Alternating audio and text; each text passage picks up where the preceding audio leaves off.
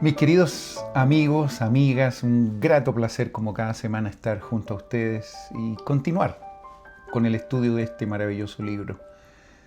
Pueden creer que ya estamos en el mes de noviembre.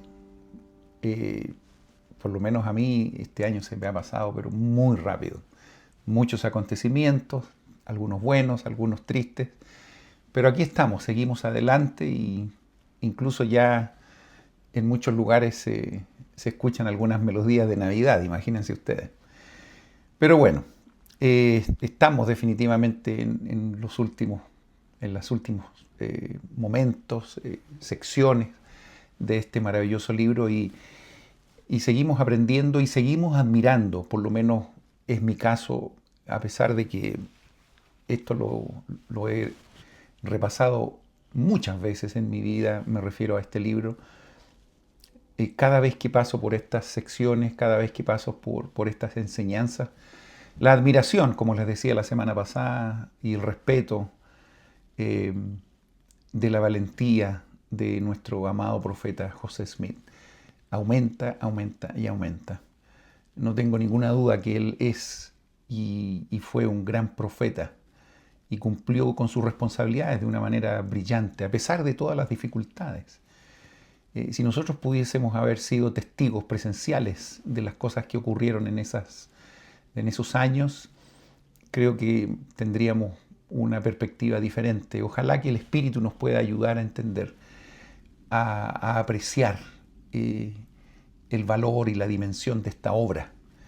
Les comento que yo me siento muy pequeño en dimensionar, insisto, lo que ocurrió en esos años. Estamos hablando de la restauración del Evangelio de Jesucristo. Estamos hablando de la reunión de todas las dispensaciones, del informe que cada uno de los líderes de estas dispensaciones entregaron al profeta José Smith. Hoy día nos vamos a llenar de ese tipo de experiencias, de situaciones que ocurrieron y contados de primera mano, justamente del profeta José Smith. Ojalá que podamos tener esa abstracción y que podamos sentir la voz del profeta cuando él habla y, y sentir lo maravilloso que es esta obra. Esta obra realmente es magnífica. Una obra maravillosa y un prodigio. ¿Han escuchado eso? Definitivamente. Este Evangelio, estas oportunidades que tenemos nosotros viviendo en este periodo, es algo que probablemente soñaron profetas y personas que vivieron en dispensaciones anteriores. Y aquí estamos nosotros, a lo mejor un poco nublados con tanto adelanto, con tanta noticia, con tanta política, con tanta guerra, con tanto conflicto, eh, con tantas cosas que pasan hoy día en el mundo, pero que a veces no nos detenemos a, a dimensionar lo maravilloso que es vivir eh, en presencia de un evangelio restaurado. Claro, porque a veces pensamos y reducimos el evangelio y todo esto maravilloso a asistir el domingo a la capilla. Y ahí vamos a una reunión sacramental, tomamos la Santa Cena, a veces escuchamos muchos llantos de niños, a veces, déjenme decirlo, podemos sentir que algún discurso no fue muy entretenido y a lo mejor un poco aburrido, y a lo mejor nos quedamos dormidos, a lo mejor es más entretenido estar mirando el celular o mirando a los hermanos que están a nuestro alrededor, no lo sé. Estoy un poco describiendo lo que ocurre en el día a día. Pero, pero esto es parte de lo maravilloso que significa vivir en un momento en que la restauración del Evangelio está siendo efectiva. Eh, Vuelvo a insistir, si pudiéramos tener ese poder de abstracción y de poder sentir lo maravilloso de esta obra, nadie más que el Espíritu Santo nos puede ayudar a entender esta maravillosa experiencia. Para que demos acceso al Espíritu Santo a que nos comente, a que nos diga, a que nos susurra a nuestros oídos, es probable que nos debemos conectar con las cosas espirituales. Y qué mejor que hacerlo a través de la oración, a través del ayuno, a través del estudio de las Escrituras. Y con mucha humildad digo, ¿por qué no a través de estos videos que nos acercan a estas historias, a estos relatos, y pueden ayudar a que el Espíritu Santo nos pueda hacer sentir lo magnífico de esta obra? Disfruto mucho con los comentarios suyos de experiencias de vida, hermanitas que me cuentan que llevan muchos años en el Evangelio y que aún continúan disfrutando de las maravillosas bendiciones que tienen en sus vidas. Disfruto de hermanos que a lo mejor han estado un poco alejados de la iglesia y me comentan que están volviendo. Qué bella noticia, qué maravilloso. Hay que seguir adelante. Estoy seguro que muchos de ustedes tienen hermanos, amigos, familiares, vecinos, que a lo mejor están un poquito fríos en el Evangelio. A lo mejor están dedicados a tantas cosas que hoy día podemos dedicarnos en este mundo. Y a veces dejamos estas cosas espirituales que son muy importantes, las dejamos en segundo o tercera prioridad. Es difícil cambiar el mundo en un día o tratar de que todos hagan las cosas correctas, pero partamos trabajando por nosotros, partamos trabajando con aquellos que están alrededor nuestro y tratar de que empujemos esta obra para el lado correcto. Entendemos y hemos sentido que las fuerzas del mal hoy día están quizás más fuertes y más unidas y más organizadas que nunca. José Smith lo pudo sentir muy de cerca todo lo que les acabo de decir. Él pudo sentir la organización de la maldad de Satanás y sus huestes. Lo vamos a ver en la clase del día de hoy. Pero hay que ser fuertes, hay que ser valientes y seguir adelante. Solo testificar que estamos en presencia de la iglesia restaurada, la verdadera iglesia de Jesucristo, con el poder del sacerdocio restaurado, con las ordenanzas. No tan solo estas ordenanzas que parecen ser sencillas, en realidad todas parecen ser sencillas, como el bautismo, el don del Espíritu Santo, el sacerdocio. Pero hoy día también hablaremos y profundizaremos en relación a las ordenanzas del templo, las investiduras, en general todas las ordenanzas, partiendo por el bautismo por los muertos. Y por qué no hablar también de lo último, que también vamos a profundizar en clases futuras, como es el matrimonio eterno.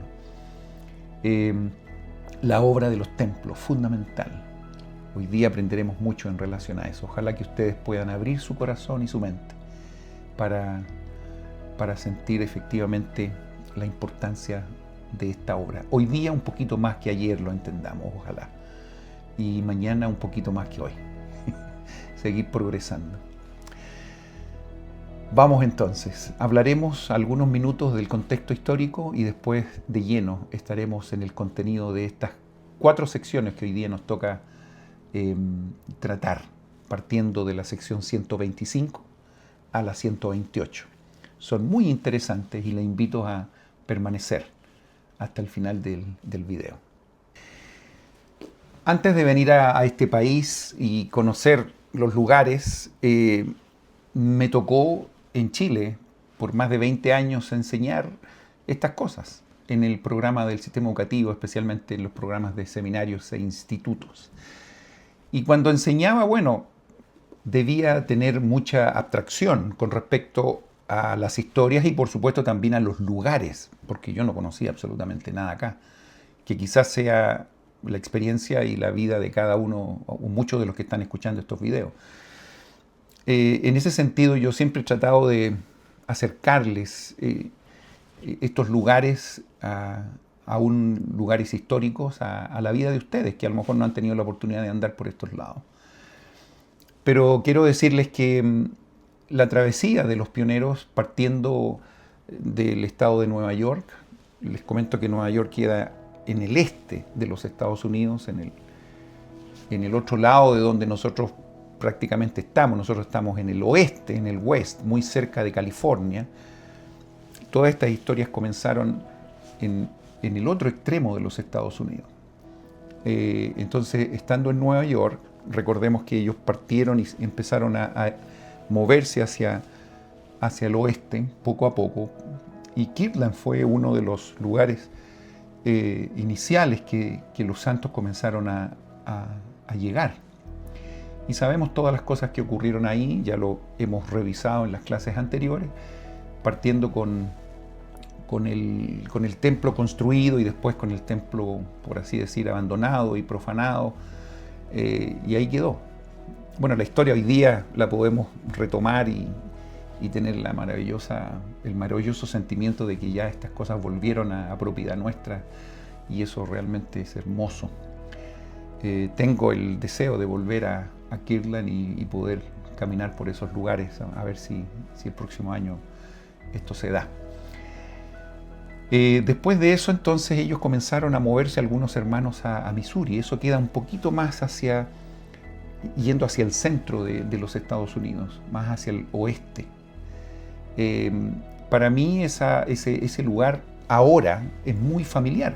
Ya les contaba que uno de mis hijos sirvió misión ahí, y por supuesto yo no tuve ningún problema de sugerirle a mi hijo que cuando terminara su misión yo lo iba a buscar con la familia, porque aparte de abrazar a mi hijo que no lo veía por 2 años, tenía el deseo de visitar cada uno de los lugares, y partimos por ahí, por Missouri. Eso está en la ciudad de Kansas, para que ustedes se ubiquen. Hay un estado que se llama Kansas, pero también una ciudad que se llama Kansas, y esa ciudad Kansas corresponde al estado de Missouri. Entonces ahí era muy confuso. Mi hijo me comentaba y me trataba de ubicar en el mapa todas las cosas que estaban ahí sucediendo. Entonces hay una ciudad que se llama Independence, de hecho ahí fue misionero mi hijo, Independence, Missouri. Y todos esos nombres como que nos suenan bastante familiares ya con respecto a la época de la restauración. Entonces ahí tuve la oportunidad de estar en los sitios de la cárcel de Liberty Jail, y la iglesia tiene ahí unos lugares preciosos que han montado, algunos centros visitantes donde uno puede ver exactamente lo que ocurría ahí. Eso está todo en un sector donde el dueño no son personas de la iglesia. Me refiero, hay otra organización que era la iglesia, por así decir, reformada, después se llegó a llamar la Iglesia de Cristo. Y entonces ellos tienen ahí un edificio muy particular que ustedes probablemente lo hayan visto en algún momento. Y ahí está el sitio también donde se iba a construir el templo, situación que no ocurrió. Y no tan solo ahí, sino que hay otros lugares que también el Señor instó a que los miembros pudieran quedarse y comenzar a construir un templo. Ese fue el caso de ahí de Missouri, y después ellos salieron de ese lugar por las cosas que ya hemos visto y fueron un poquito más hacia el norte ahora y llegaron a Far West.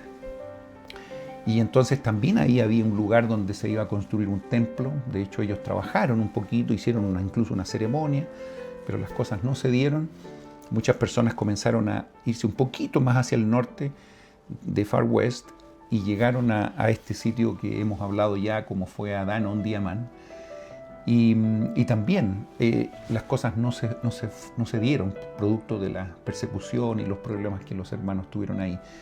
Recuerden que Missouri fue un estado en que prácticamente los miembros tuvieron que salir de ese lugar. De lo contrario, sus vidas iban a estar en peligro. Al extremo que como estado, un gobernador dio una orden de exterminio y desalojo a toda la gente. Entonces no había mucha alternativa. Y fue así entonces como mucha gente ya por ahí, por el año, 1839, ya comenzaron a irse un poquito más hacia el norte, y donde llegaron finalmente a otro estado que se llama Illinois. Un poquito más arriba, ustedes pueden ir al mapa y ver eh, eh, gráficamente lo que yo les estoy contando. Y ahí estaban algunas personas que llegaron ahí después, bueno, después que José Smith salió de la cárcel, incluso fue hacia arriba a tratar de buscar algunas propiedades. Nosotros vemos a grandes rasgos estos eventos, pero tiene que haber sido momentos muy complicados. Y ellos no iban en Uber, ni en tren, ni no. Ellos a veces tenían que caminar, tenían que ir con sus carretas, con caballos, no sé. Eran viajes que se demoraban bastante y con todo lo que eso significa. Incluso yendo a lugares que ni siquiera sabían dónde iban a pernoctar o dónde se iban a quedar. Entonces, llegando a ese lugar, en el lugar donde decíamos la semana pasada, Commerce, que después se llegó a llamar Nauvoo, la hermosa, eh, tenía muchas desventajas, eran prácticamente muchos pantanos, unas tierras que sin ser agricultor la gente podría decir exactamente no se podía plantar mucho. Pero había un río maravilloso que corría, el río Mississippi. Y entonces ellos veían en el futuro grandes oportunidades con esos ríos, incluso podía ser navegable. Y especialmente con la llegada de tantos hermanos que venían incluso de otros continentes, podían llegar a ese lugar. Y ahí se asentaron. Entonces ya empezaron poco a poco a, a estar ahí en ese lugar, Nauvoo. Y lo más, he tenido la oportunidad de estar ahí justamente en esa experiencia con mi hijo y con mi familia.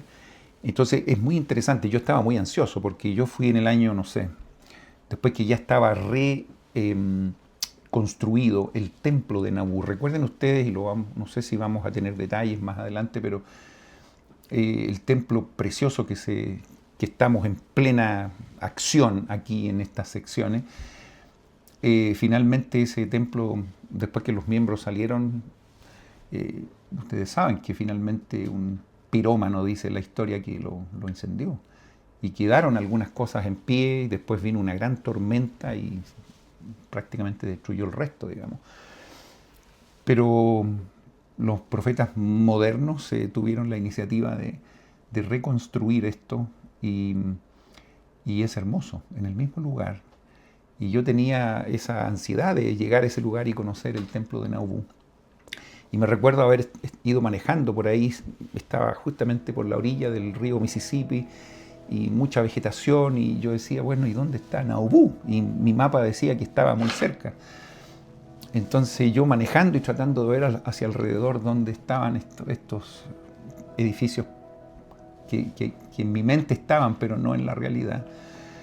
Y claro, y van algunas curvas, uno, qué sé yo, va saliendo por algunos árboles, y de repente en una curva, ¡pum!, aparece ese templo maravilloso de Nauvoo, blanco, precioso, que por supuesto resalta ante esa vegetación. En ese tiempo yo fui muy contundente, muy húmedo todo, pero que fue muy emocionante en el minuto verlo. Después de haber enseñado por años estas cosas, tenía la oportunidad de poder estar ahí. Y bueno, rápidamente llego al lugar y estaciono el auto por ahí para poder caminar por esos lugares que tanta historia tiene. Fueron momentos muy hermosos. Y de ahí, bueno, 30 minutos más está Carthage, donde ustedes ya saben lo que ocurrió ahí, la muerte, el martirio del profeta y de su hermano. Y también me tocó un día increíble, porque justo el día que fui fue un día que correspondía al día exacto de la muerte del profeta. Entonces habían algunas reuniones, algunos devocionales con autoridades generales. Yo ni siquiera lo tenía planeado y fue una experiencia preciosa el poder estar ahí y recordar a nuestro profeta, muy emocionante. Momentos que no voy a olvidar. Y mis hijos también pudieron vivir, mi esposa, momentos muy sentidos. Pudimos apreciar el dolor, la angustia de poder ver el final de nuestro profeta en ese lugar, en esa casa pequeña que tenía como cárcel, y llegando más de 200 personas a tratar de de nada más y nada menos que eliminar a esta gente que estaba ahí, al profeta. Esa era su misión. Bueno, y lo consiguieron finalmente. Pero bueno, eso lo vamos a ver en algunos minutos más, pero me refiero a algunas clases más adelante. Pero quiero simplemente hacer este recorrido que es interesante que ustedes conozcan. Y claro, ahí estábamos en Nauvoo. Si ustedes se paran ahí donde está el templo, miran, van a ver el río Mississippi, que se ve imponente, inmediatamente, ahí está. No hay nada que lo oculte, y ahí pasan esas aguas. Y hay un puente, y uno puede pasar al otro lado del puente, e inmediatamente pasa a un estado diferente, que es el estado de Iowa. Entonces yo me recuerdo que cuando llegamos ahí no teníamos muchos planes y dijimos, bueno, ¿dónde nos quedamos? Empezamos a ver algunos lugares donde quedarnos, qué sé yo, pero no encontramos. Entonces dijimos, bueno, caminemos un poco más o caminemos unas millas más hacia el norte o hacia el oeste, y cruzamos el río y nos encontramos. Bienvenido a Iowa, decía. Y ahí nos quedamos en un hotel pequeñito, en un pueblo muy, por lo menos para mí, muy agradable, bueno, todo lo que rodeaba ese lugar era para mí muy significativo, por lo tanto no vi ninguna cosa desagradable, todo para mí era muy impactante. Entonces, al interiorizarme en estas secciones que estamos estudiando, recorro nuevamente esa experiencia y esos lugares que tuve la oportunidad, y para mí son bastante más familiares, como les digo, pero estoy tratando de traspasar hacia ustedes esas experiencias.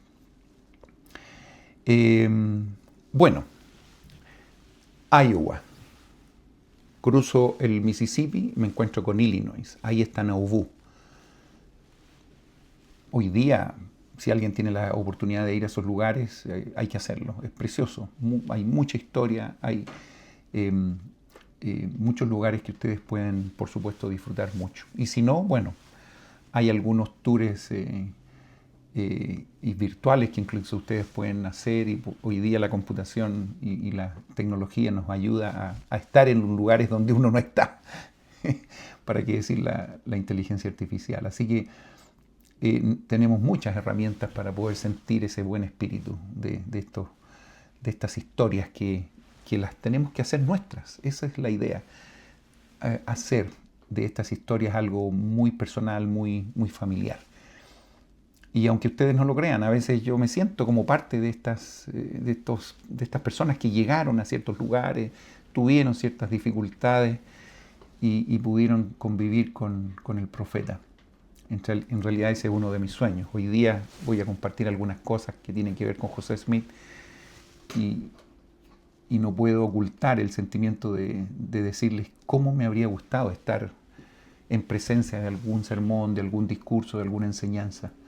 Y quizás estas últimas dos secciones que revisaremos hoy, la 127 y 128, nos puede dar un poco ese gustito de sentir la cercanía de un mensaje, de un sermón del profeta. Aquí vamos a tener algo.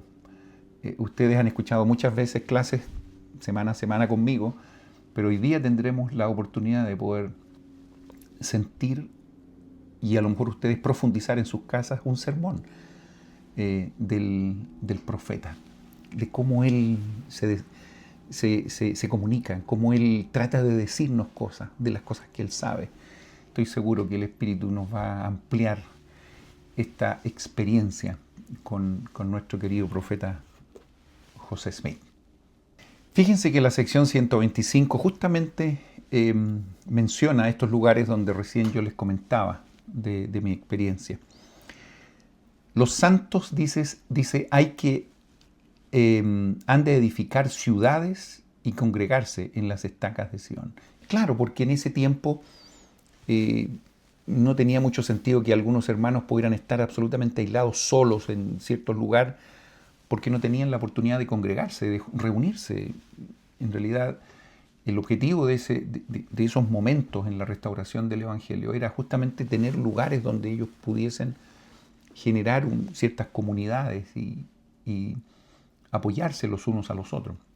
Hoy día la iglesia ha crecido mucho y estas congregaciones y estas uniones se hacen básicamente en las estacas, en todo el mundo. Pero en ese minuto era fundamental que ellos recibieran la instrucción del profeta a que se reunieran en ciertos lugares. Y aquí está específicamente esta pregunta que se manifiesta en la sección 125. ¿Cuál es la voluntad del Señor concerniente a los santos del territorio de Iowa? ¿Se acuerda que les mencioné? Al otro lado del río Mississippi. ¿Y cuál es la respuesta que se deja? Edifiquen una ciudad a mi nombre, sobre el terreno, dice el versículo 3, que está enfrente de la ciudad de Nauvoo, ¿ves? Cruzando el río. Y désele el nombre de Zarahemla. ¿Ah? Qué interesante. Es probable que ustedes hayan escuchado ese nombre. Efectivamente, Zarahemla es un nombre que se menciona en el libro de Mormón. Y no es nada más y nada menos que cuando, recuerdan ustedes, este pueblo llegó por ahí por la época del rey Sedequías. ¿Recuerdan?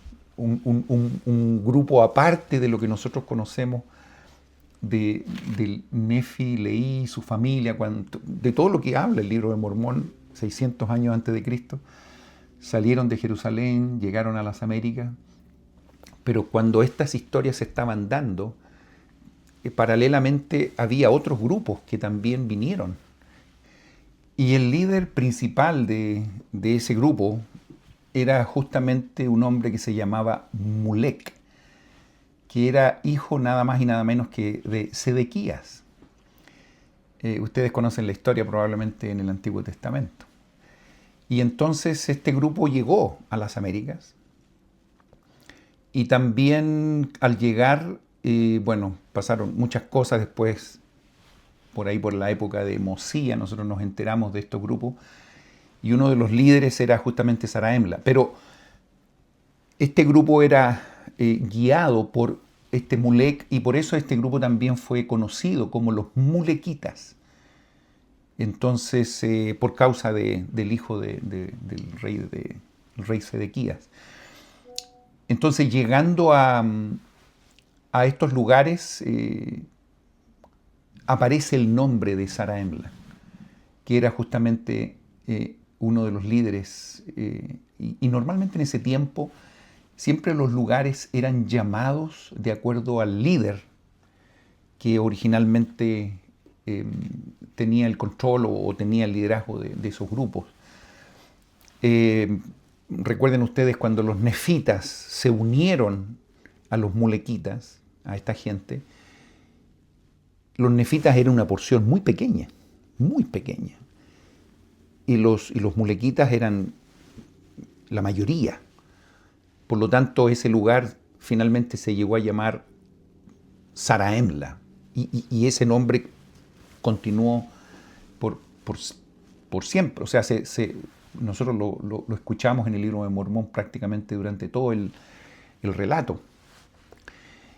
Pero ahí está. Fíjense, ese nombre aparece en el libro de Mormón y de hecho nosotros podemos ver en este relato en Doctrinas y Convenios que al otro lado de Nauvoo, en el estado de Iowa, había un lugar que se le llamó Zarahemla, que por supuesto está muy relacionado con las historias del libro de Mormón. Y eso habla de que la gente que habitó ese lugar, prácticamente todos eran santos de los últimos días. Podemos decir entonces que en la restauración el primer lugar, el primer pueblo que fue llamado con un nombre relativo al libro de Mormón fue justamente esto, en el estado de Iowa. Específicamente en la ciudad de Nashville, ¿okay? Si es que aparece ese nombre también. No es extraño para aquellos que hayan venido al estado de Utah, ahora mucho más hacia el west, mucho más hacia el oeste, se van a dar cuenta, para mí ahora es algo muy natural, pero aquí uno puede encontrarse con muchas ciudades que están muy asociadas al libro de Mormón. De hecho, yo vivo aquí muy cerca de un lugar que se llama Bountiful, que también es un lugar que aparecía en el libro de Mormón. Manti, uno va hacia el sur de donde yo vivo y se va a encontrar con, nosotros le decimos Lehi como algo natural, pero Leí. Hay ciudades como Nefi, eh, es decir, bueno, lleno, ustedes, es muy interesante porque uno camina por las carreteras de Utah y los carteles empiezan a mostrar muchos nombres que son muy familiares para nosotros. Bueno, todo partió esto en Iowa, con esta ciudad, con este lugar llamado Zarahemla. Y ahí estaba la instrucción del Señor en ese tiempo para que ellos pudieran congregarse ahí. Ahora uno dice, quizás pocas personas llegaron, pero en ese tiempo, cuando esta revelación se dio, por ahí por el año 1839, habían aproximadamente un poquito menos de 2000 personas. Pero las estadísticas cuentan que incluso por ahí por el año 1846, o sea, algunos años más adelante, después de la muerte del profeta, llegaron a vivir ahí aproximadamente como más de 12.000 personas. O sea, era un lugar que comenzó a habitarse bastante y prácticamente todos ellos eran miembros de la iglesia. Bueno, después de todo eso y de los acontecimientos que vinieron más adelante, muchos de estos hermanos comenzaron a salir de ahí y estos pueblos quedaron absolutamente solos.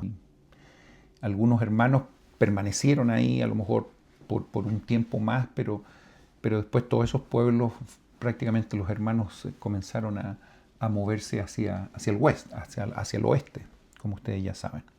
En la sección 126 se encuentra una revelación muy particular a una persona que para nosotros es probable que sea muy familiar, por lo que viene y lo que ha ocurrido en todos estos lugares. Me refiero a Brigham Young.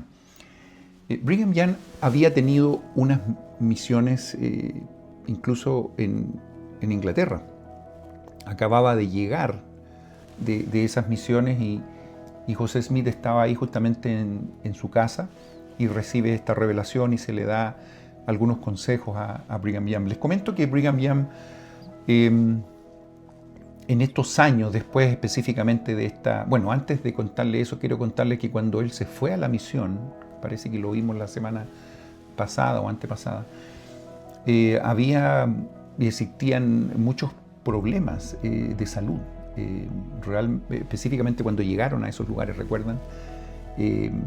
Muchos mosquitos, acuérdense de la malaria, habían muchas personas con fiebre, muchas personas fallecieron también.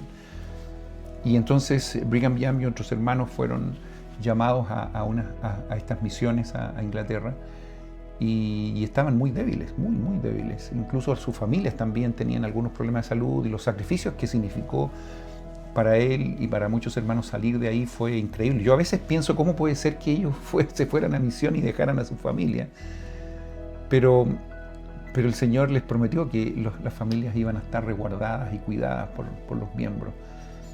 Incluso las mismas familias, las esposas instaban a que ellos pudieran servir a Dios y fueron un apoyo impresionante. Pero bueno, les comento eso para saber que él ya venía de vuelta de estas misiones y le dice, efectivamente, de cierto así dice el Señor, Brigham, mi siervo, ya no te es requerido separarte de tu familia. Fíjense qué interesante esto, como en lo pasado, pues tu ofrenda me es aceptable. Entonces le dice, efectivamente, a Brigham Young. Y esto tiene un carácter bastante interesante porque a veces yo digo, ¿por qué a él y a otros no? Porque yo sé que el Señor sabía lo que iba a ocurrir en el futuro. Y sabía también en qué forma este hombre, Brigham Young, tenía que ser preparado para lo que venía. Entonces, si bien es cierto, él aprendió mucho en la misión, pero parece ser que la siguiente etapa en su vida era estar más cerca del profeta. Y desde ahí hacia adelante, aunque quizás no hay tanto relato, pero sí se deja entrever de que Brigham Young estuvo muy cercano a José Smith. Él siempre estuvo ahí aprendiendo. Estoy seguro que José Smith entregó muchas experiencias y mucha información a Brigham Young, porque definitivamente, claro, cuando uno ve esto en perspectiva y lo ve ya con el tiempo pasado, uno tiene las respuestas de por qué estas cosas ocurrieron.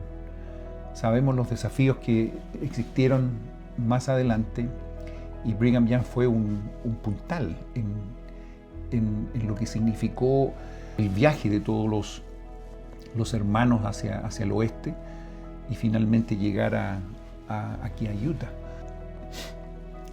No podemos dimensionar lo que esos esfuerzos y esos sacrificios significaron. Y él fue justamente el líder que el Señor tomó para hacer esta obra en esta siguiente etapa después de la administración de José Smith. Bueno, he visto tu obra y tu afán en tus viajes por mi nombre, le dice. Por tanto, te mando enviar mi palabra a todas partes y velar especialmente por tu familia. Fíjense qué interesante. Recalca en 2 ocasiones fuertemente de que él debe atender y quedarse ahí con su familia. Y después le dice, desde ahora en adelante y para siempre. Es interesante que siempre el liderazgo de Brigham Young siempre estuvo muy cercano a su familia. Y claro, cómo no, si después llegó a ser el presidente de la iglesia, y la administración de la iglesia siempre estuvo, él necesitó estar en un lugar estacionado para administrar y para poder guiar a los santos cuando específicamente llegó a Utah, pero siempre acompañado de su familia.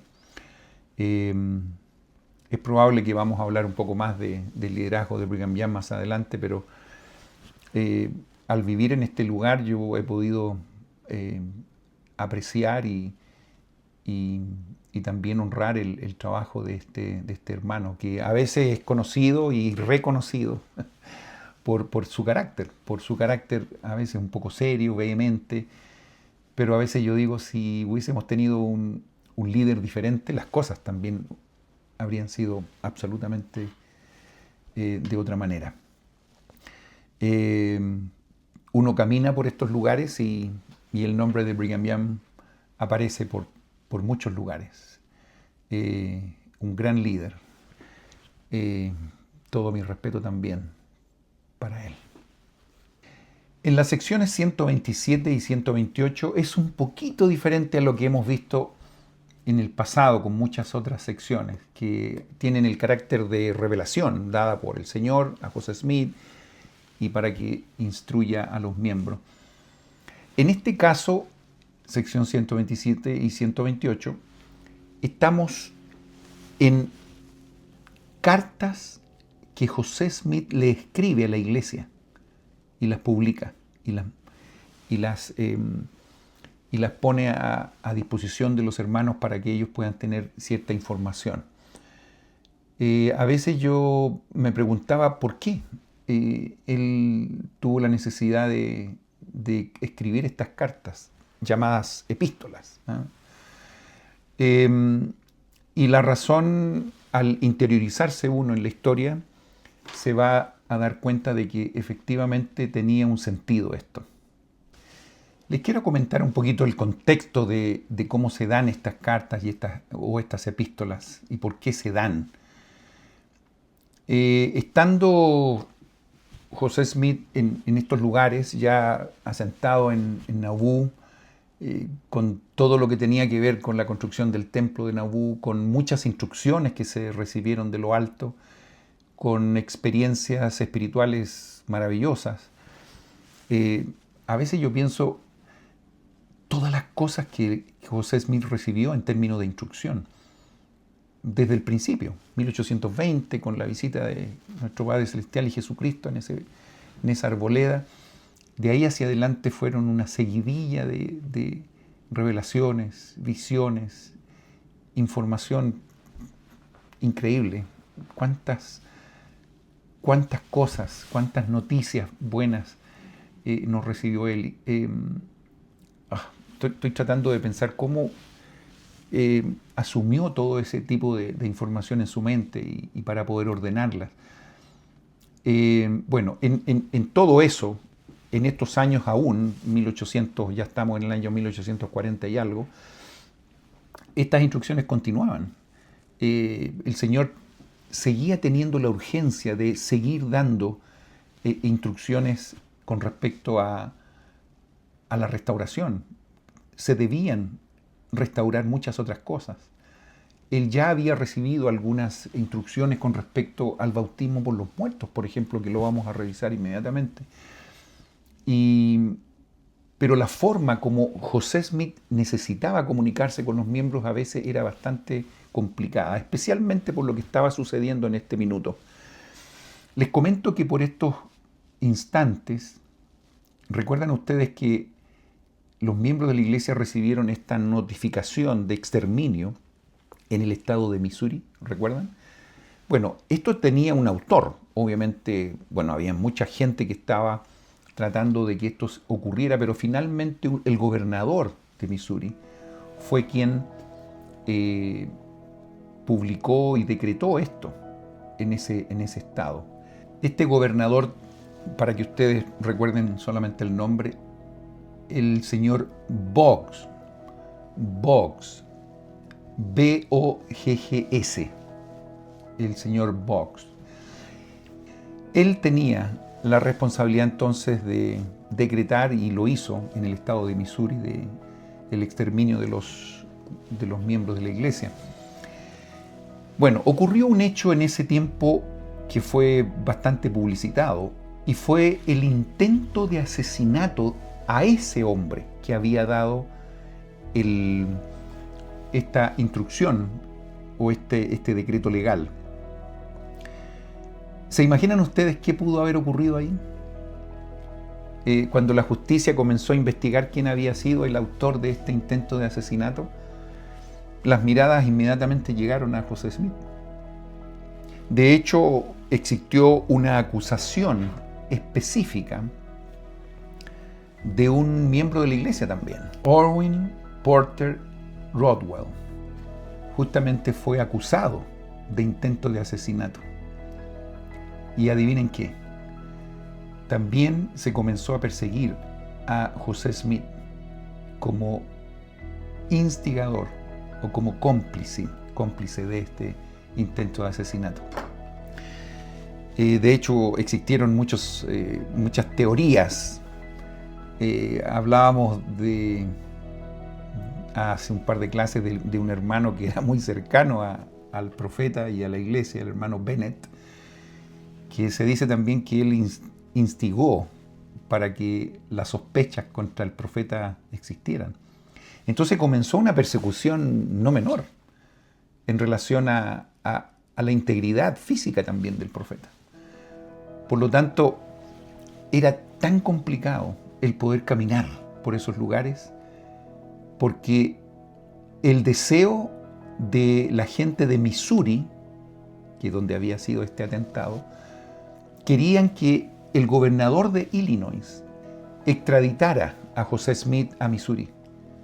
Y quizás no para darle un juicio honesto y correcto, sino que incluso para dejarlo en manos del populacho, de la gente, y que ellos pudieran tomar la justicia por sí mismos.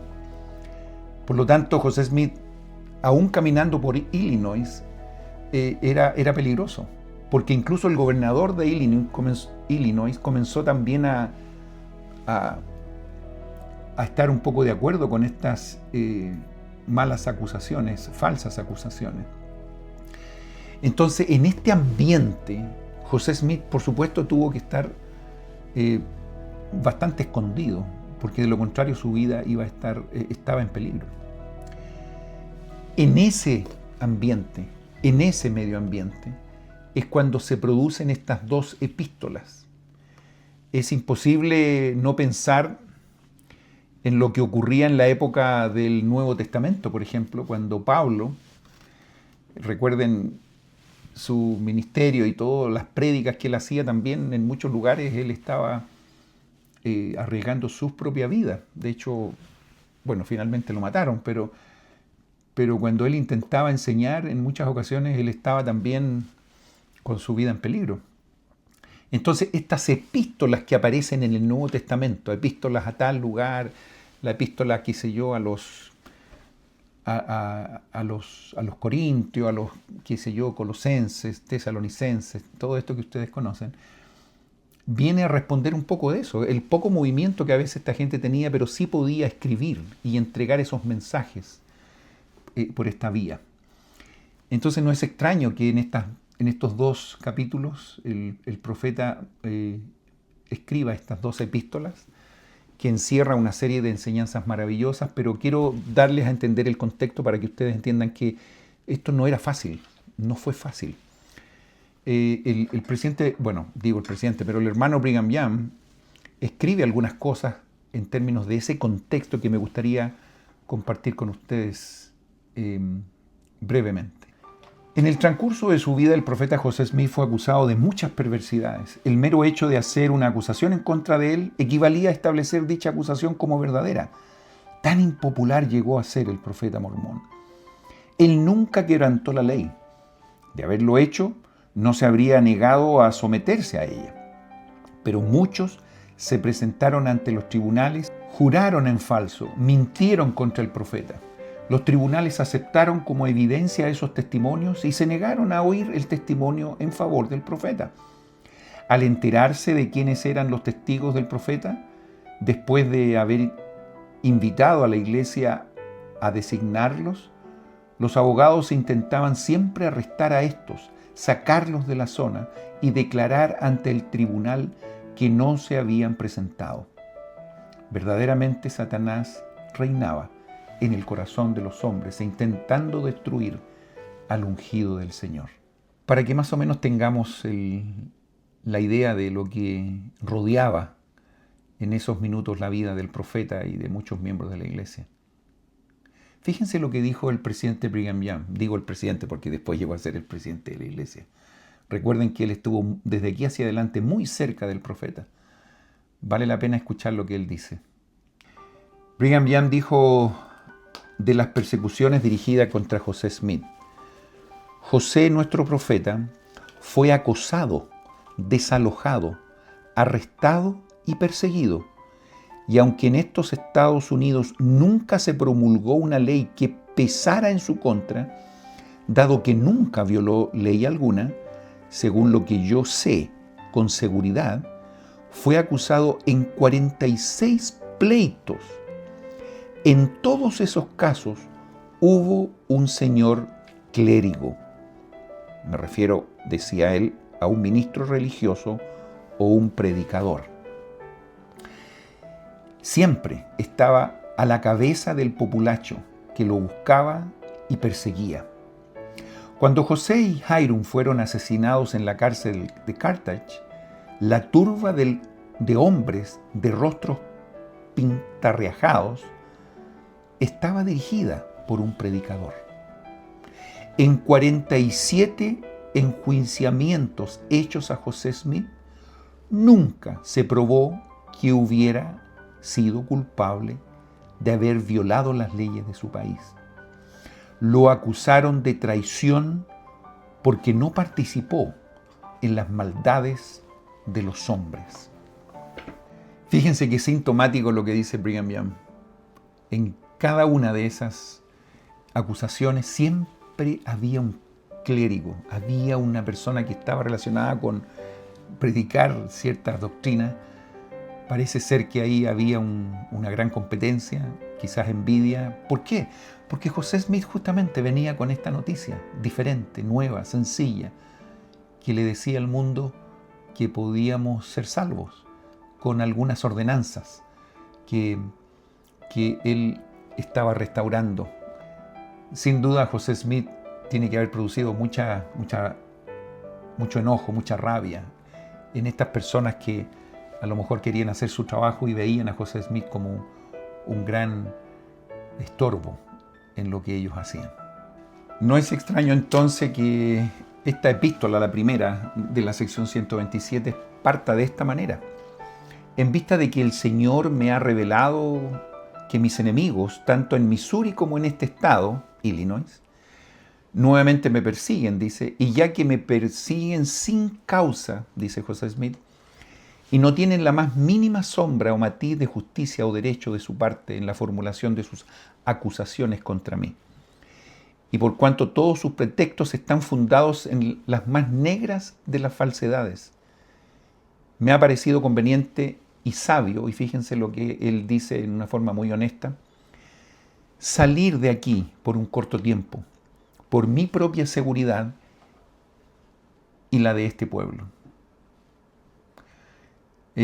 Clarísimo, con mucha humildad. Ahora yo digo, él tenía muchas cosas que darles a conocer a los miembros. Sin embargo, estaba viviendo una circunstancia sumamente angustiante. No puedo dejar de pensar en el mismo Salvador, cuando él estaba aquí, esa última semana que él estuvo haciendo cosas maravillosas, pero él sabía que los sacrificios, todo lo que tenía que ver con su obra, se venía, o sea, estaba muy cercana. Es imposible no pensar en la semejanza de estos eventos a lo que pasó con el Salvador también. Y fíjense en el versículo 2, en cuanto a los peligros por los que se me requiere pasar, y fíjense lo que dice, me parece cosa pequeña, ya que la envidia y la ira del hombre han sido suerte común en todos los días de mi vida.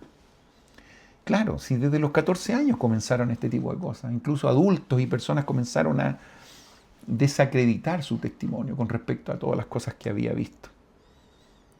Por lo tanto, él ya estaba bastante habituado. No obstante, dice en la mitad del versículo 2, suelo nadar en aguas profundas. Todo esto ha llegado a ser lo más natural para mí, dice. Y como Pablo, fíjense, justamente pone como ejemplo a Pablo. Yo se los daba hace un par de minutos atrás. Siento deseos de gloriarme en la tribulación.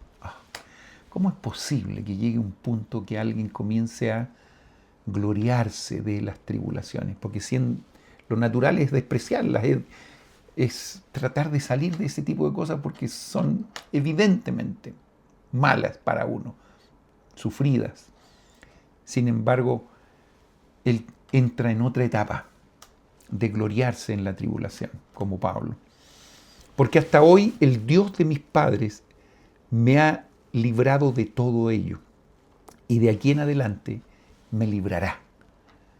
Pues he aquí triunfaré de todos mis enemigos, porque el Señor Dios lo ha dicho.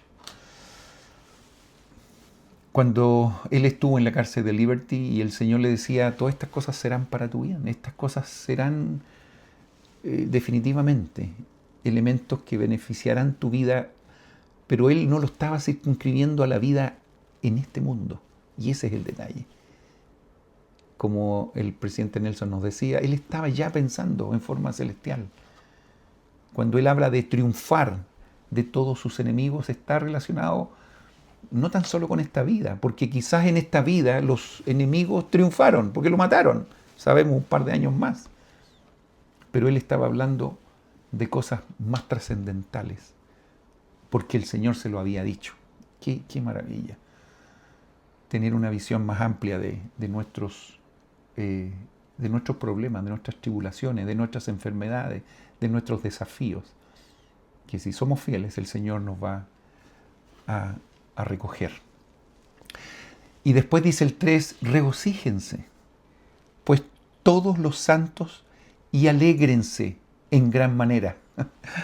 Uy, qué magníficas palabras. A pesar de lo que él estaba sufriendo, le da el mensaje a los miembros de que deben estar felices.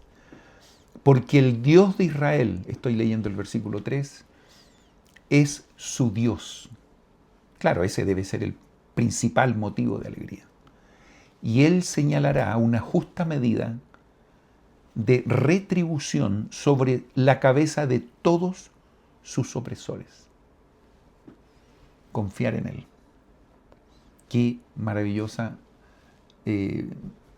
frase, qué maravillosa forma que este profeta tiene de dar ese mensaje a los miembros. Recuerden que estamos leyendo esta epístola, una carta que se le da a los miembros de la iglesia. Al final del versículo 4, reafirmando lo que estamos hablando, dice: y lo persiguen, así persiguieron a los profetas y a los hombres justos que fueron antes de vosotros. Y después recalca: para todo esto hay una recompensa en los cielos. Quise leer esa frase final. Para todos aquellos que son fieles hay una recompensa en los cielos. Palabras de ánimo de un profeta que estaba no pasándolo muy bien, pero quería poner en los sentimientos, en el corazón de los miembros, esa mirada celestial, optimista, de saber que no estamos solos. En esta epístola él comienza a enfatizar fundamentalmente la importancia del bautismo por los muertos, la importancia que tiene el que esos bautismos también sean registrados, que sean ordenadamente registrados. Y que incluso dice que las personas que registren esto deben ser testigos oculares de vuestros bautismos. Y también que oiga con sus oídos, para que finalmente, dice el versículo 6, para que testifique de una verdad, dice el Señor. Por lo tanto, en estos bautismos deben haber testigos, personas que registren y que esto quede absolutamente ordenado. A veces uno dirá, ¿pero para qué? Bueno, porque es importante. Y José Smith en esta epístola él comienza a enseñar la importancia de llenar estos libros y empieza a mencionar incluso algunas escrituras de que de alguna manera estos libros van a ser en algún minuto abiertos para poder constatar las cosas que se hicieron, a fin de que todo lo que registréis, dice el versículo 7, sea registrado en los cielos. Lo que atéis en la tierra, dice, sea atado en los cielos. Lo que desatéis en la tierra, sea desatado en los cielos. Es probable que ustedes reconozcan estas frases. Efectivamente, esto fue lo que Elías el profeta restauró. Estas fueron las llaves que se restauraron.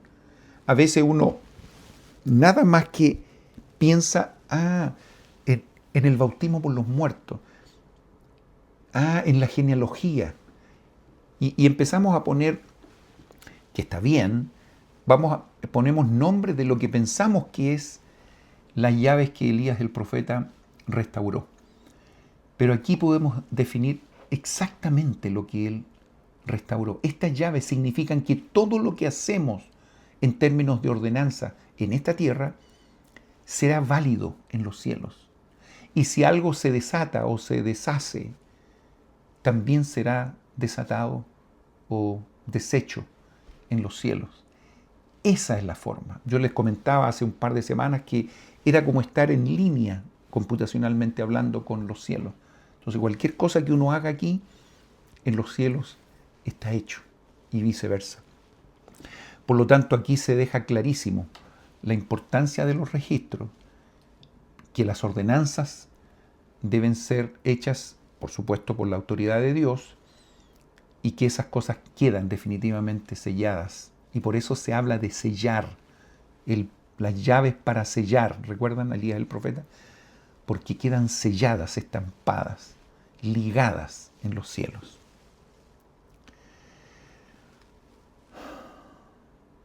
Además, guárdese en orden, dice el 9, todos los registros. Mire qué importante es esto.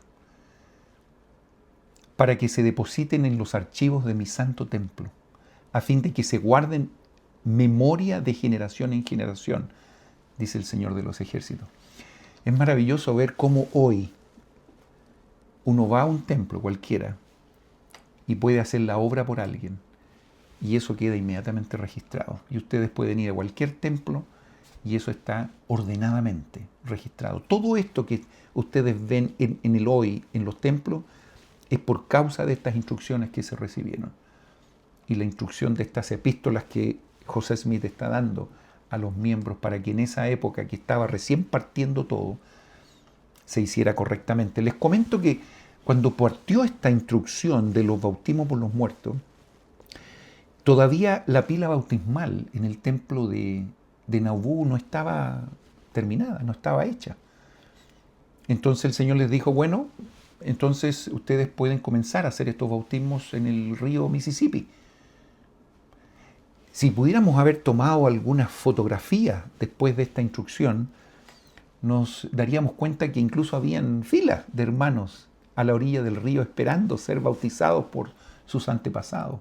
Se bautizaban por sus mamás, por sus papás muertos, se bautizaban por sus familiares. Incluso por ahí aprendemos que incluso se bautizaron por algunos presidentes de algunos países. Algunos tuvieron la iniciativa de bautizarse por personalidades, etc. Y claro, a lo mejor era tanto el entusiasmo que las personas comenzaron a bautizarse por mucha gente. Cada persona dice que no se bautizaba por menos de 15, 16, 20 personas. Y ahí habían hermanos dispuestos a bautizar y habían cientos de hermanos que estaban dispuestos a bautizarse.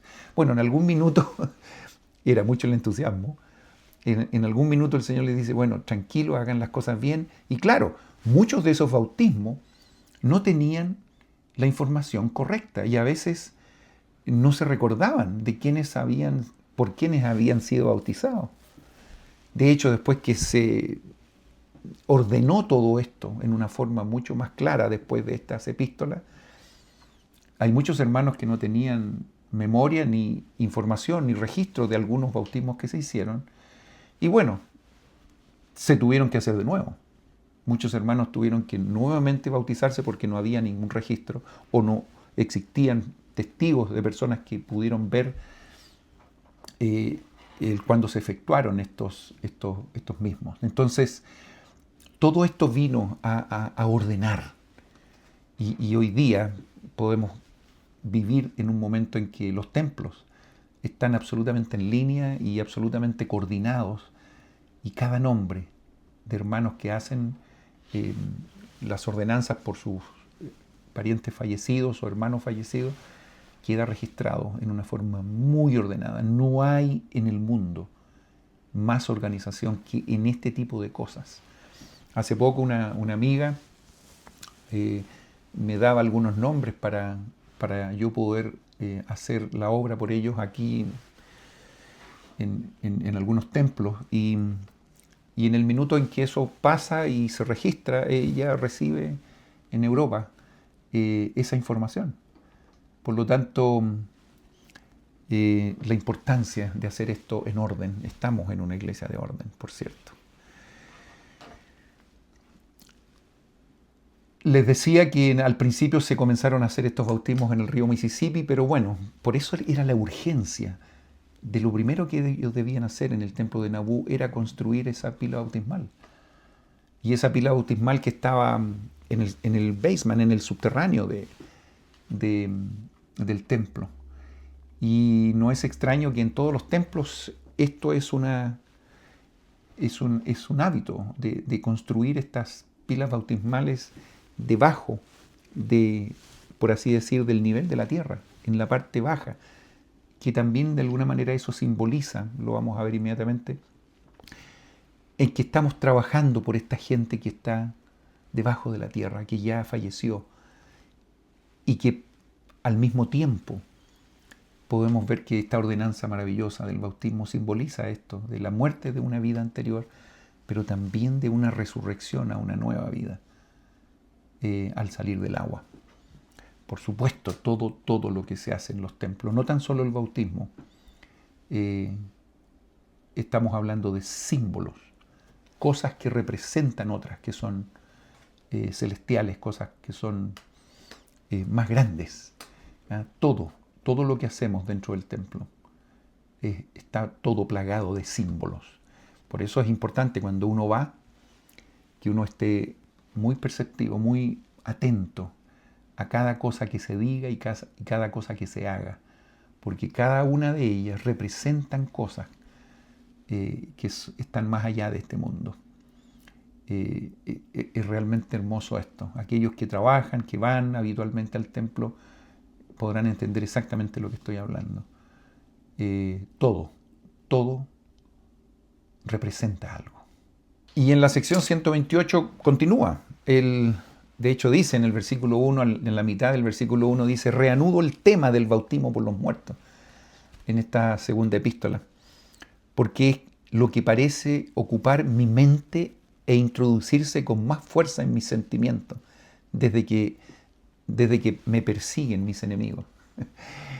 Ay, yo digo, ¿cómo puede ser que una persona que esté viviendo una situación tan angustiante, este líder tenga esta capacidad de poder abstraerse de las cosas temporales y seguir ayudándonos en estas cosas que son celestiales? Maravilloso esta sección específicamente. En los primeros versículos se reitera la importancia de un registrador de los bautismos, e incluso él dice, me gustaría, estoy pensando en José Smith, que no tan solo existiera un registrador, sino que en cada comunidad existiese alguien que estuviera, y eso vaya finalmente al registrador principal. No vaya a ser uno solamente el que esté yendo en todas las, y que lleve el registro de todos los bautismos, de todos los hermanos de los diferentes lugares, sino que haya un registrador general, pero también hayan otros registradores que estén haciendo el trabajo uno a uno, digamos. Y después en el versículo 5, recuerden que todo esto está dentro del marco de esta epístola, de estas cartas que José Smith está entregando a los miembros. Dice, versículo 5, os parecerá que este orden de cosas es muy minucioso, dice, pero permítanme deciros que solo es para obedecer la voluntad de Dios, acomodándonos a las ordenanzas y preparación que el Señor ordenó y dispuso antes de la fundación del mundo. Fíjense la visión que tenía José Smith, para la salvación de los muertos que fallecieran sin el conocimiento del Evangelio. Que todo estuviera ordenado, que todas las cosas, ¿cómo no van a ser minuciosos de cosas que son tan fundamentales e importantes? Y empieza él, aquí yo les decía al principio, la importancia de escuchar una clase de José Smith. Y dice el versículo 6, además quiero que recordáis a Juan el Revelador. Estaba considerando precisamente este tema referente a los muertos, cuando declaró como está escrito en Apocalipsis, y menciona un versículo, en el versículo 12 del capítulo 20 de Apocalipsis. ¿Recuerdan? Y vi a los muertos grandes y pequeños de pie ante Dios, y los libros fueron abiertos. Y otro libro fue abierto, el cual es el libro de la vida, y fueron juzgados los muertos por las cosas que estaban escritas en los libros según sus obras. Y menciona ese versículo. Y entonces José Smith explica y dice, veréis que por este pasaje que los libros fueron abiertos y que se abrió otro libro, que es el libro de la vida. Pero los muertos fueron juzgados por las cosas que estaban escritas en los libros, según sus obras. Y después dice, los libros mencionados deben ser los que contenían el relato de sus obras y se refieren a los registros que se llevan en la tierra. Y él empieza a explicar que esto es fundamental para lo que Dios ha enseñado siempre. ¿Cómo no va a ser fundamental que ellos ordenen todo esto? Porque es parte de lo que Dios nos está enseñando que se haga. Maravillosas cosas obtenemos en esta sección. Y ahí está el versículo 8, donde dice, ahora la naturaleza de esta ordenanza, dice, hablando del bautismo por los muertos, consiste en el poder del sacerdocio por la revelación de Jesucristo, mediante el cual, fíjense, se concede de lo que atéis en la tierra, ya lo hablamos anteriormente, sea atado en los cielos, y lo que desatéis en la tierra sea desatado en los cielos.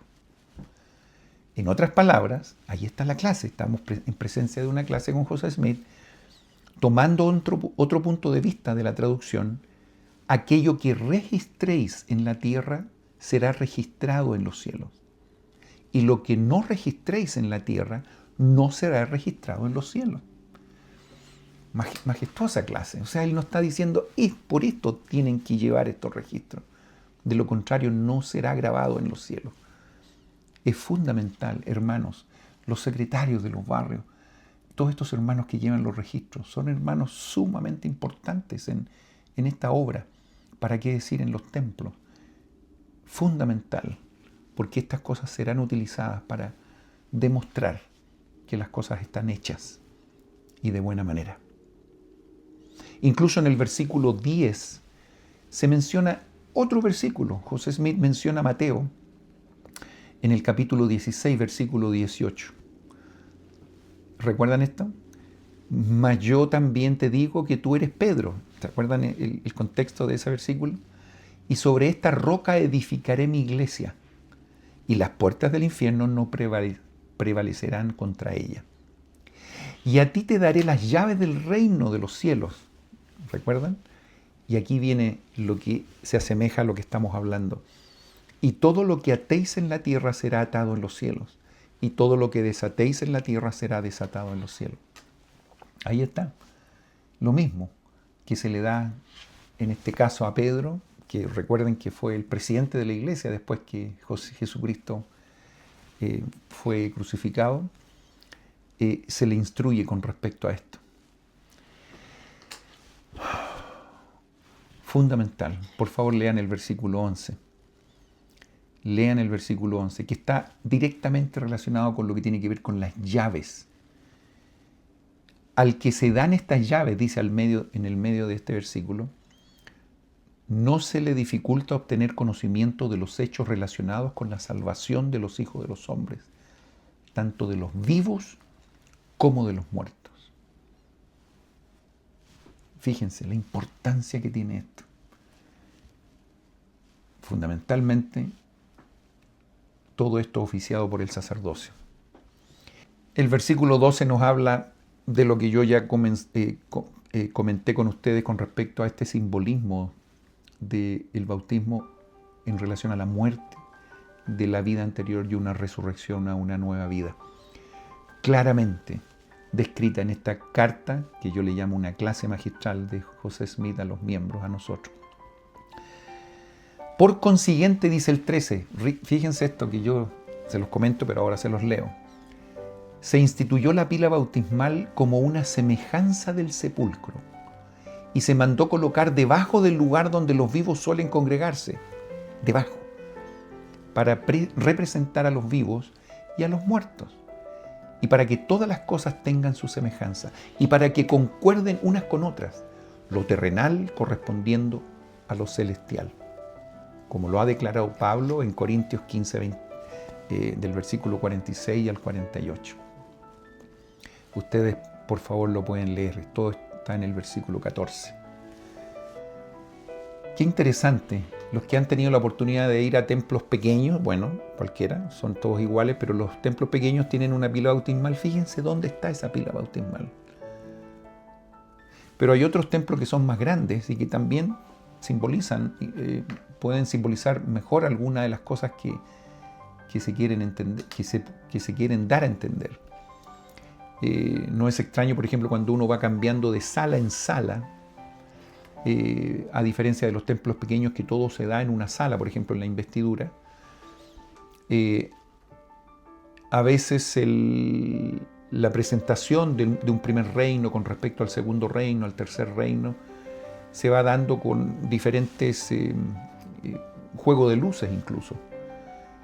Pero cuando se cambia de sala en sala, uno va a ver que el bautismo está en la parte más baja del templo, y cuando uno empieza a cambiar de sala en sala en templos que son más grandes, uno comienza a subir en peldaños hasta llegar finalmente al reino celestial, que es el más alto.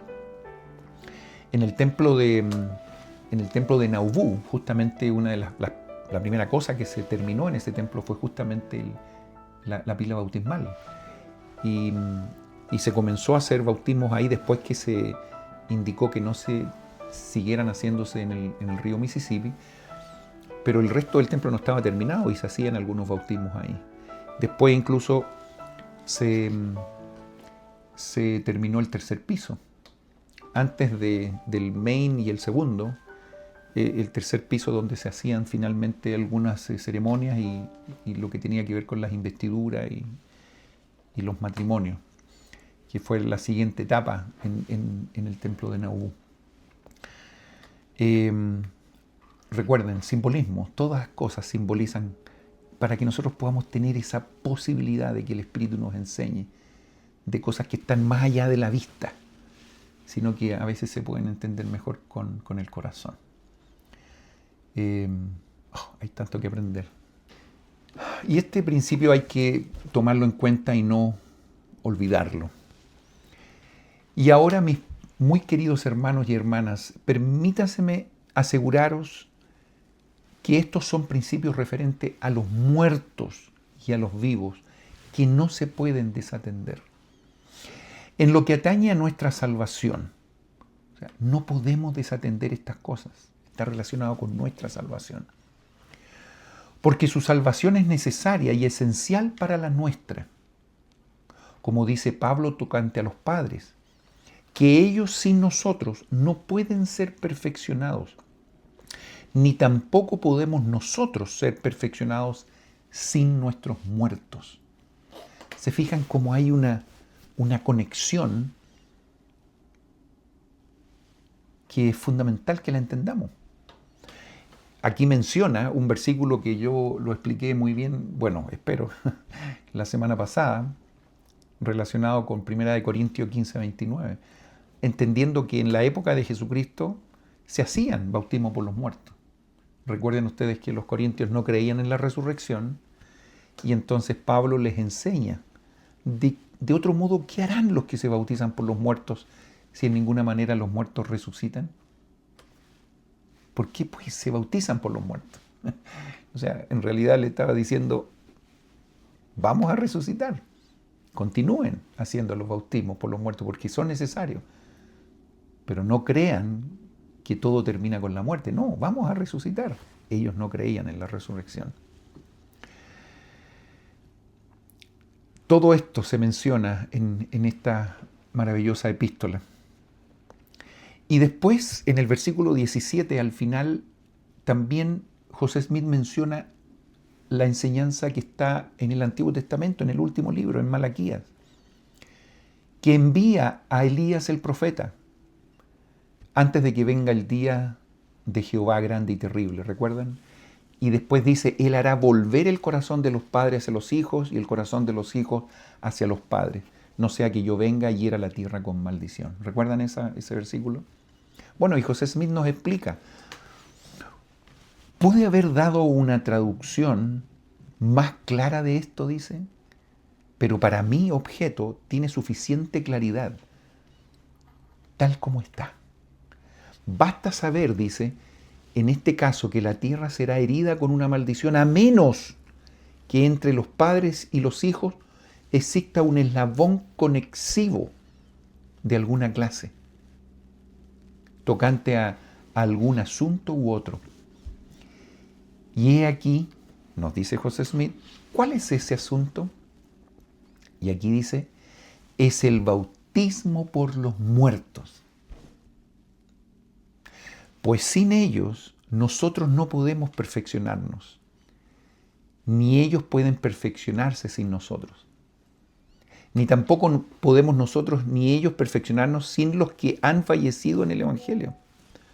Porque al iniciarse la dispensación del cumplimiento de los tiempos, dispensación que ya está comenzando, dice, es menester que una unión entera, completa y perfecta, así como un encadenamiento de dispensaciones, fíjense, llaves, poderes y glorias, se realicen y sean reveladas desde los días de Adán hasta el tiempo presente. ¡Qué maravilla! Y no solo esto, sino que las cosas que jamás se han revelado, por favor pongan atención en esto, desde la fundación del mundo, antes fueron escondidas de los sabios y entendidos, serán revelados a los niños pequeños y a los de pecho, en esta, la dispensación del cumplimiento de los tiempos. Si tan solo pudiéramos entender la importancia que tiene esta dispensación del cumplimiento de los tiempos, que se inició con José Smith a la cabeza. Y la importancia que tiene José Smith en todo el plan de salvación. John Taylor decía, si ustedes a José Smith le hubiesen preguntado en relación a Adán algún detalle, estoy seguro que él hubiese respondido. Si hubiesen preguntado en relación a cómo era Pedro, Santiago y Juan, él le habría dado una descripción muy clara. Lo mismo le habría dicho en relación a Moisés o a Noé o a tantos otros personajes. Él tenía una familiaridad con cada uno de los líderes de dispensaciones antiguas, porque en él se reunieron todas las cosas. Estoy seguro que no llegamos a comprender esto. Es maravilloso. Qué mejor escuchar de primera mano de los sentimientos que José Smith tenía con respecto a esta obra. Vale la pena escuchar. Vale la pena releer estas palabras que son hermosas, que vienen de un profeta que vivió experiencias extraordinarias. Nosotros tenemos los detalles y los antecedentes, claro. ¿Para qué decir? Nuestro Padre Celestial y Jesucristo le visitaron. Pero también vino Moroni. Y también vino Juan el Bautista. Y Pedro, Santiago y Juan. Y Moisés. Elías el profeta, Elías. Pero estoy seguro que él tuvo una relación muy íntima con cada uno de los líderes de las dispensaciones anteriores. Cómo me habría gustado estar en presencia de alguna clase en vivo y en directo con José Smith. Pero ¿saben qué? Esta sección 127 y 128 me da un poquito el placer de ser testigo de su sentimiento y de una clase en vivo y en directo con él. Estas epístolas son enormemente beneficiosas. Escuchemos por unos minutos las palabras de nuestro amado profeta José Smith. Ahora, ¿qué oímos en el Evangelio que hemos recibido? Una voz de alegría, una voz de misericordia del cielo, una voz de verdad que brota de la tierra. Gozosas nuevas para los muertos, una voz de alegría para los vivos y los muertos. Buenas nuevas de gran gozo. Cuán hermosos son sobre los montes los pies de los que traen alegres nuevas de cosas buenas y que dicen a Sión, he aquí, tu Dios reina, como el rocío del Carmelo descenderá sobre ellos el conocimiento de Dios. Y además, ¿qué oímos? Alegres nuevas de Cumora, Moroni, un ángel de los cielos, declarando el cumplimiento de los profetas, el libro que había de ser revelado, una voz del Señor en el yermo de Fayette, condado de Séneca, dando a conocer a los 3 testigos que darían testimonio del libro.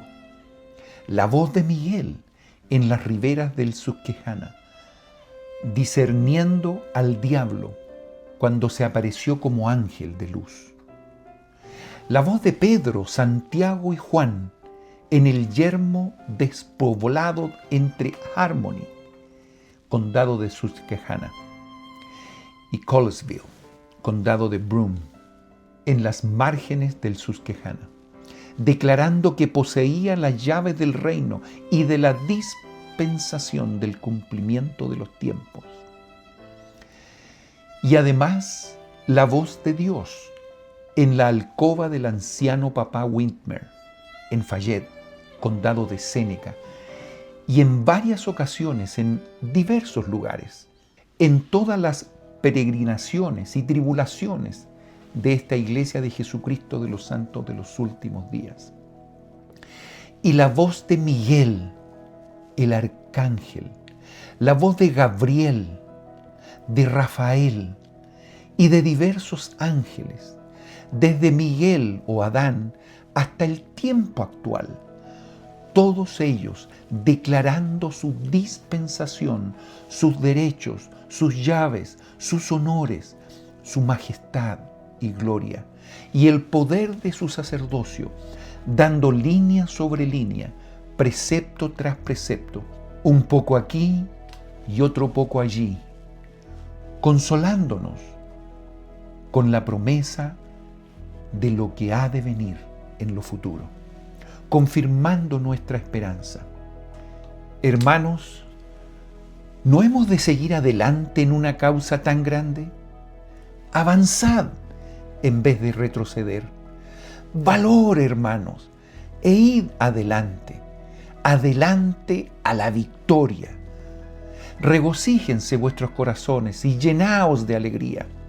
Prorrumpa la tierra en canto, alcen los muertos himnos de alabanza eterna al Rey Emanuel, que antes de existir el mundo decretó lo que nos habilitaría para redimirlos de su prisión, porque los presos quedarán libres. Griten de gozo las montañas, y todos vosotros, valles, clamad en voz alta, y todos vosotros, mares y tierra seca, proclamad las maravillas de vuestro Rey eterno. Ríos, arroyos y riachuelos, corred con alegría. Alaben al Señor los bosques, a todos los árboles del campo, y vosotras, rocas sólidas, llorad de gozo. Canten en unión el sol, la luna y las estrellas del alba, y den voces de alegría todos los hijos de Dios. Declaren para siempre jamás su nombre, las creaciones eternas. Y otra vez digo, cuán gloriosa es la voz que oímos en los cielos, que proclama en nuestros oídos gloria, salvación, honra, inmortalidad y vida eterna, reinos, principados y potestades. He aquí, está a punto de llegar el gran día del Señor. ¿Y quién podrá soportar el día de su venida? ¿O quién podrá estar de pie cuando Él se manifieste? Porque es como fuego purificador y como jabón de lavadores, y se sentará como afinador y limpiador de la plata, porque purificará a los hijos de Leví, los sepultará como a oro y como plata, para que presenten al Señor una ofrenda en rectitud. Ofrezcamos pues como iglesia y como pueblo y como santos de los últimos días una ofrenda al Señor en rectitud, y presentemos en su santo templo, cuando quede terminado, un libro que contenga el registro de nuestros muertos, el cual sea digno de toda aceptación. ¿Pueden existir palabras más sentidas, más extraordinarias de un profeta? Un profeta que está sufriendo, un profeta que está siendo perseguido, un profeta que está injustamente perseguido. Sin embargo, tiene el tiempo para escribir estas palabras y dárselas a todos sus hermanos. Y a nosotros también nos llega a través de este maravilloso libro. Mis queridos hermanos, tengo un sentimiento bastante parecido al que al finalizar esta sección el presidente José Smith indica. Lo leo. Hermanos, tengo muchas cosas que deciros referente al tema, pero por ahora daré fin y continuaré el asunto en alguna otra ocasión. Quedo de vosotros, como siempre, vuestro humilde siervo y constante amigo. Y firma José Smith. De la misma manera, como el profeta, y guardando por supuesto las proporciones, tengo tantas cosas en mi corazón que poder compartir con ustedes. Y lo tengo en cada clase, en cada domingo que me reúno con ustedes. Pero apelo al Espíritu que pueda poner en sus corazones los pensamientos, los sentimientos necesarios para poder continuar en esto que es tan hermoso. Estamos en presencia de algo realmente extraordinario, la restauración del Evangelio. Y así es José Smith dando los detalles de muchas de las cosas que está recibiendo en relación a esta maravillosa restauración. Y aprendemos que aquellos que han dejado este mundo sin conocer el Evangelio, tenemos nosotros la gran responsabilidad de poder entrar en un templo y poder hacer la obra por ellos. Aquí se habla mucho del bautismo, porque justamente esta es la puerta de entrada al reino del Señor. Pero estamos hablando del bautismo, del don del Espíritu Santo, del sacerdocio, de las investiduras y del matrimonio eterno. Todas estas ordenanzas salvadoras que hacemos por nosotros, pero que también hacemos por nuestros antepasados. Tenemos el gran desafío de hacerlo por nuestros familiares. Al principio, cuando ellos se bautizaban en el Mississippi, se empezaron a bautizar por muchas personas que incluso conocían, ni siquiera eran familiares. Pero el profeta dio la instrucción de que partamos por lo primero. Y lo primero es lo que corresponde a nuestros familiares. Lo que tiene que ver con esto de las 4 generaciones, o las 5 generaciones, o las 6. Yo conozco gente que tiene muchas más generaciones en su genealogía y han hecho la obra por ello. Partamos por aquellas personas que corresponden a nuestra línea.